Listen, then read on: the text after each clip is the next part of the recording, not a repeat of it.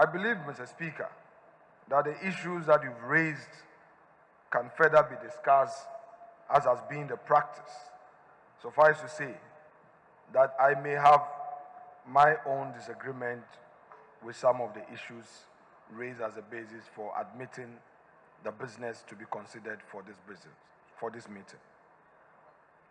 Mr. Speaker, there's no doubt on my mind that the government of Nana Addo Dankwa Akufo-Addo has taken us through challenges, and through steady leadership, this country is being given hope. Mr. Speaker, in 2017, this government ambitiously initiated the free senior high school program. The free senior high school program brought relief to parents and children who otherwise would not have had the benefit of secondary education.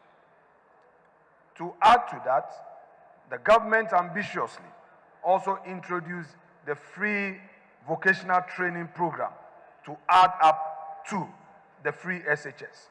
So in other words, Mr. Speaker, not only do we have free SHS, we also have free TVET. The vulnerable children in society who would have become a burden on the country are being educated. Government is investing in the very human resources that are needed to develop the economy. Mr. Speaker, it will interest us to note that we have 1.6 million of Ghanaian youths currently in secondary schools benefiting from free SHS.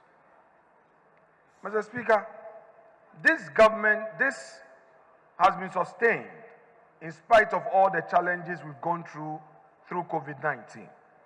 Mr. Speaker, not a single day has government refused to pay public sector workers. Not a single day have we seen queues at our filling stations. Our lights are on in spite of all the challenges that we face. And I am very optimistic that this economy will rebound. We, as the people's representatives, have a duty to support government. And so far, we've done well. We have 138, 137. In spite of all the challenges we face as a house, we have enriched democracy, and I'm proud of our work as parliamentarians. According to his statement, the two-day meeting, which is to end on Wednesday, September 4, 2024, is expected to tackle some outstanding government businesses, such as the motion of the financing agreement between the government of Ghana and the International Development Association for an amount of $250 million United States dollars for the Ghana Energy Sector Recovery Program. What I want to suggest, Mr. Speaker, even as we have been recalled, is to be guided by the national interest. Too many of partisan comments would destroy this economy. We must be mindful of our utterances and the words we use. Mr. Speaker, we are also aware of the prolonged dry spell in the northern and the middle belt of Ghana. The government is not resting on this matter. Government has already put in measures aimed at relieving those who are going through difficult times. Our people need food. Our farmers need seedlings. Our farmers need to recover from the challenges. And I believe that with the support of this House, government will be able to meet the needs of the people who are currently suffering, especially our farmers. Mr. Speaker, let me also make some few comments on the cocoa sector. It is not true that international banks have shut their doors on Ghana Cocoa Board. It is not true that the international banks have shut their doors on Ghana Cocoa Board. Mr. Speaker, let us patiently wait on Cocoa Board as they introduce their hybrid system of financing to us as a house.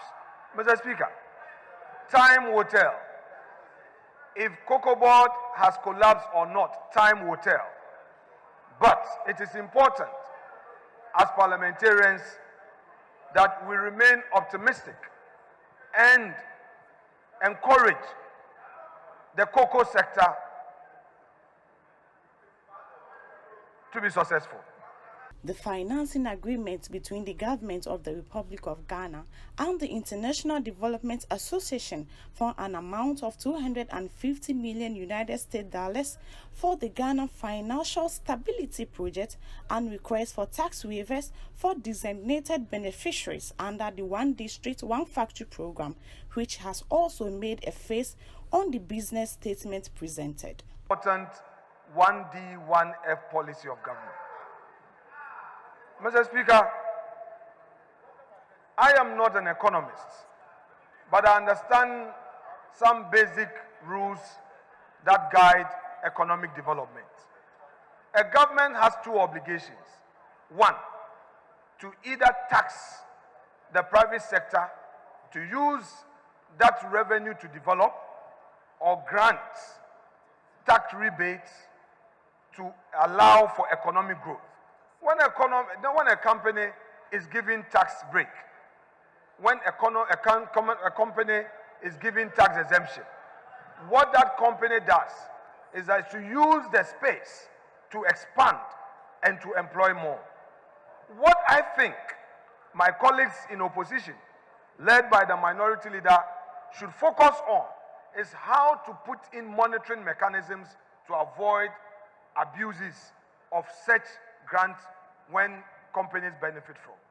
I am with them in full when the decision is taken and they say that let us put in the monitoring blocks. That I support, so that people do not abuse tax exemptions when granted.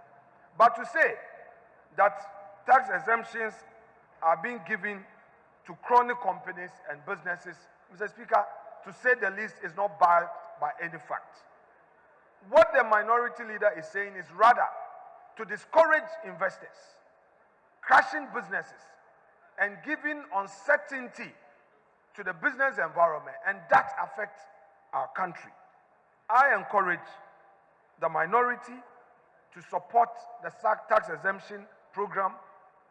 The Finance Committee, throughout the period of recess, has been working hard to scrutinize these applications.